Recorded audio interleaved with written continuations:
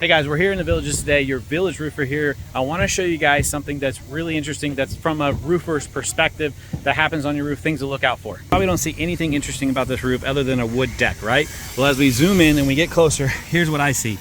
Here is a nail that's about a ½ inch off the deck. It's really hard to see that. Why does that matter? I'm going to show you why. After a couple years or maybe a year, the shingle laying on top of that, over time, time will cause the nail to actually come through the shingle, as you can see right there. Boom. Now what do you have? You have a leak. This is super, super important. You need team members that work for you, really involved, really caring about you, the homeowner, so that this doesn't happen. This is easily something that can happen. It's super important to look for this, nail it down, so that your shingle sits on it flat and you don't have any issues in the future. Long term for a customer, that would be hard to find sometimes and maybe not know what really is the issue, or the homeowner saying, hey, you did something wrong. And really, it's just something that got overlooked. So details really matter in roofing. That's why it's important to pick a really good contractor.